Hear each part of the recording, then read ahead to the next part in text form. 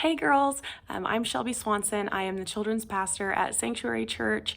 I am so glad you guys are watching this. Rachel just asked me to share some encouraging words with you guys this morning and some of the things that God's kind of been working in my heart, and I just wanted to share, and hopefully you guys can glean something from it, and it'll just be encouraging to you, especially in this kind of weird time. So I know I see lots of things posted on the MOPS page about the Enneagram. I am a 3 on the Enneagram, and that basically means I'm really achievement oriented. I love to do my best to push others to be their best. I love high energy things. I actually have my hands in a lot of different areas and businesses in life. So in this season, I have had a lot of the things that I love and the things that actually really connect me with God and kind of connect me to feel fulfilled in who I am. That's kind of been taken away and has been actually really shocking in some ways, at least at the beginning of this whole process. And I began kind of feeling like I think so many of us have with feeling fear and confusion, anxiety, a sense of helplessness. And so I really began to kind of struggle. I felt myself slipping into a lot of sadness and anxiety. And as this kind of began to happen, I knew I couldn't just let myself continue to feel that way, to kind of slipping into what may become depression. And so I thought to myself, you know, what any good Christian person would, which is WWJD, what would Janice do? And Janice talks about, you know, going up the spiral. And every day we can make choices for ourselves and for our lives that either help us to go up the spiral or to spiral downward. And so I got up, I started getting in a new routine. I started taking on projects at home, doing yard work, doing housework, cleaning out every single closet in my house, which probably a lot of you have been doing similar things. And so after I kind of began just tackling project after project, I started feeling more productive, but I wasn't shaking this uneasy feeling of not feeling like a fulfillment of any kind. And so then at one point, while I was working outside, I just had the thought cross my mind, what's even my purpose in existing right now? Like, what is the point? What's the point of all of this? I just felt very useless. I'm used to being out around people, talking to people, coaching girls, building a business, working at church, seeing children every week. And I felt like I didn't have any purpose in existing. And then I heard what I believe was the Spirit of God say to me and ask me the question, are you okay? Are you gonna be okay if all you do is just exist? And my first thought was, I don't know. Am I? Like, can I do that? Can I just be? Can that be enough if I'm just here existing? I don't really know.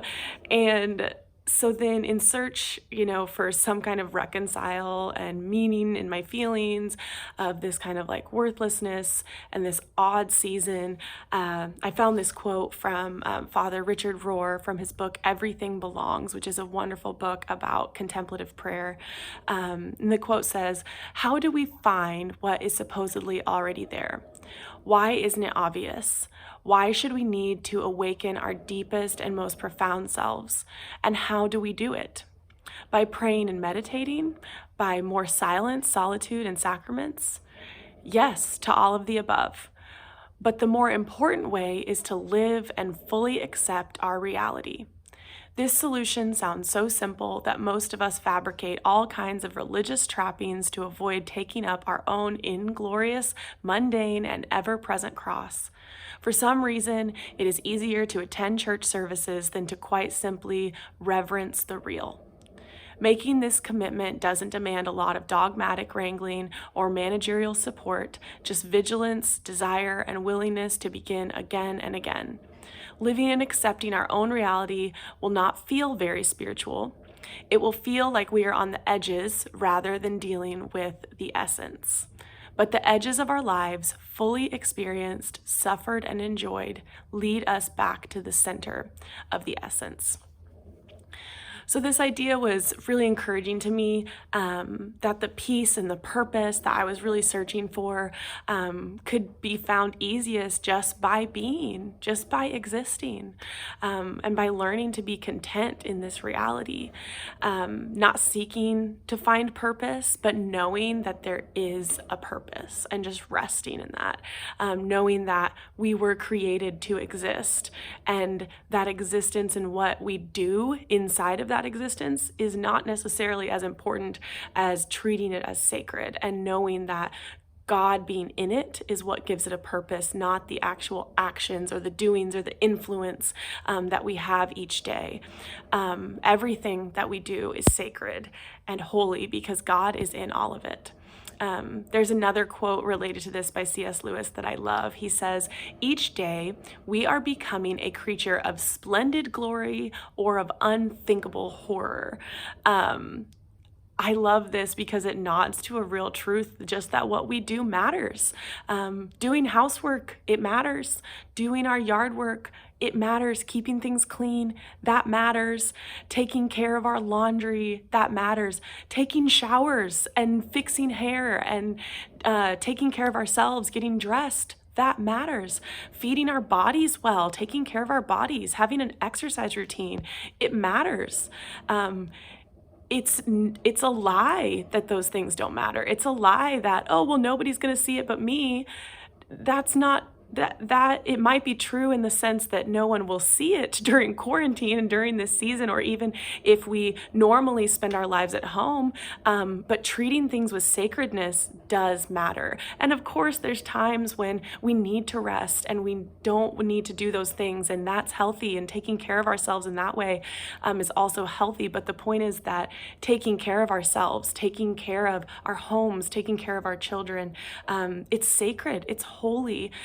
Even if it feels ordinary and mundane and unspecial. It's that thing that Father Rohr said, inglorious. Even if it doesn't feel glorious and it feels mundane, we pick up that ever-present cross and we do those mundane things as if they were the most glorious, wonderful things because God is in us.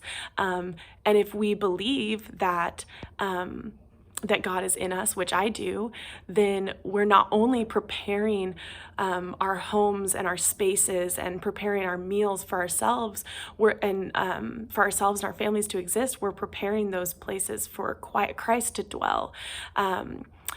And if we believe our children are little God bearers, and they are, then when we're caring for our children, we're caring for Christ.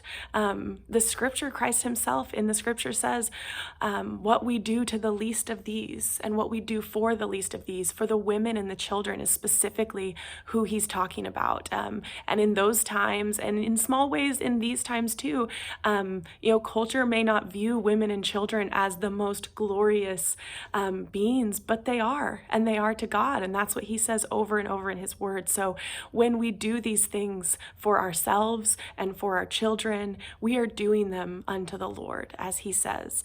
And it's so important always, but especially now, when our living rooms, they've become our churches, our schools, our offices, they're multi-purpose, that we take care of those spaces and that we treat them as sacred intentionally.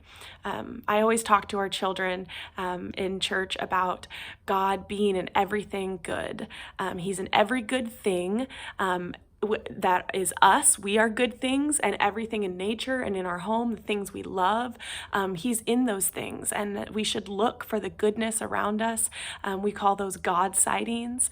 And when we do good things and bring good things into the world, and we create sacred spaces, we're being reflectors of God by bringing that goodness.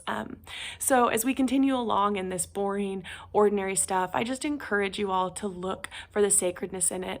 When you feel it, lean into it and bask in it.